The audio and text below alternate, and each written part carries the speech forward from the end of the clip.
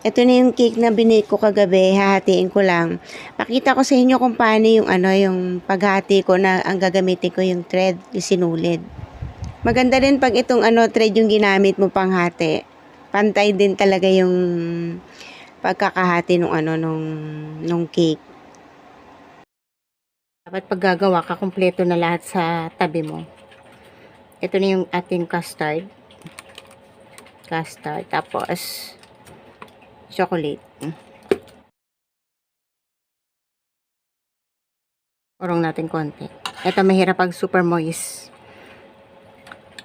Ang hirap na yung urong yan, bes. Yan. Ang hirap na iurong kasi super moist. Tama, oh. Diba? Ang hirap lang pag maliit ang working area. Lagyan na natin ng acetate. Ikot lang natin maigi. Kailangan yung yung talagang nakaikot maigi. Kailangan kapit na kapit. Tapos lalagyan natin ng tape sa gilid.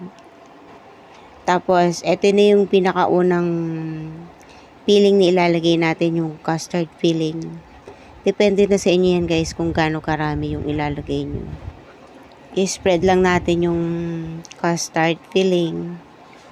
Pagkatapos nito, ilalagay naman natin yung chocolate ganache. Tapos, spread lang din natin. Pagkatapos, nilagyan ko to ng nag-chop ako ng chocolate bar. Nilagyan ko. Then, lagyan natin yung cake. So, ganyan lang naman yung procedure niyan guys. Paulit-ulit lang. Tapos, lagyan natin ulit ng custard filling. Pagkatapos, nilagyan ko to ng ng almond nuts. Kahit anong nuts na gusto mo pwede. Optional naman yan guys. Pwedeng meron, pwedeng wala. Pagkatapos, lalagyan na natin ulit tong choco ganache. Bali, 4 na layer tong ginawa natin. Tapos, ang sukat nito is 9x5. Mabigat. Kaya sulit na sulit yung cake na to. Kasi malaki. Lalo na yung lasa, talagang yummy. So guys, meron akong recipe nito sa channel ko. Lalagay ko na lang din po sa description yung yung recipe. Meron tayong brigadero cake, no, na recipe. So nandun din yung custard filling and then yung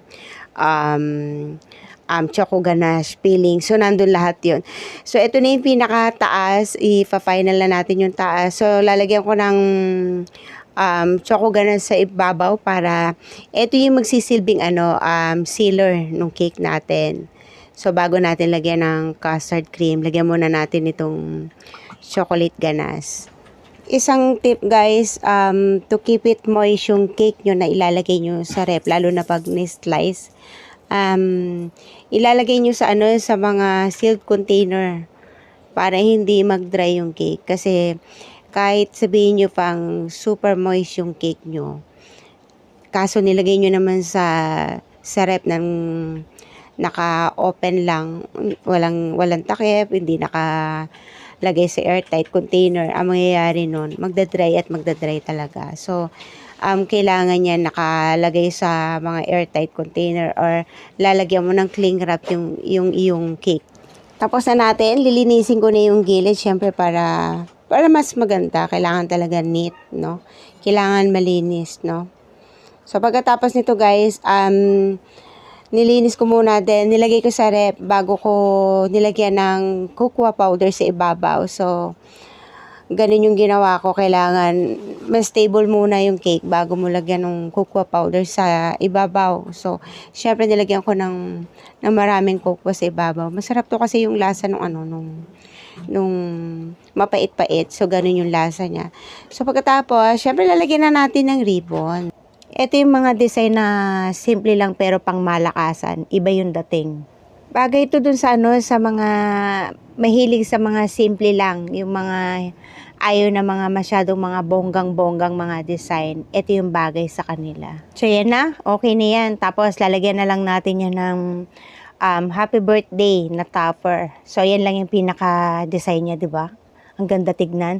So anyway, meron pa akong ginawa, yung number cake.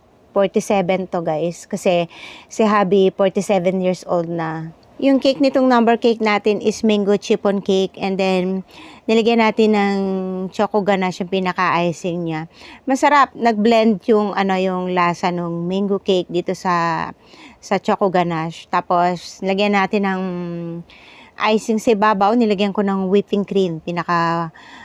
Design dito sa ibabaw is whipping cream na yung ginamit ko dyan. Tapos merong cake ball sa ibabaw.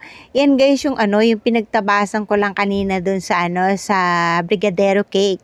So nilagyan lang natin ng chocolate ganache and then sinircle natin, then iniroll ko sa sa kukwa. Tapos nilagyan natin ng almond. So that's it. Natapos ko na yung aking mga cake. 3 guys yung ginawa kong cake for my hubby, no? So, happy birthday to you, my love. Siyempre, more birthdays to come, no? Kahit tumanda pa ako, kahit uugod-ugod na ako, gagawa ko ng cake para sa iyo, syempre, at para sa kids, no? So, kaya ako nag-aral mag-bake kasi para sa kanila, no? Kasi gusto ko ako yung gagawa ng cake nila every year. Every time na may special occasion sa family ko, gusto ko ako yung gagawa ng cake para sa kanila. So, happy birthday, Lovey. I love you very much. Lagi. So, that's it, guys. Thank you for watching. God bless everyone. Bye-bye. Yung why not yan? What if na? Okay. Happy birthday to you. Happy birthday to you. Happy birthday to you. Happy day. Happy day. Birthday day na ba yun? Happy birthday day. Wish muna, daddy. Why not? Ako What sinabi. if? Hindi mo gusto pa dito sinabi. Love you. Hindi ganun yun eh. Happy birthday. Kiss ni daddy. Hi, birthday. Birthday day.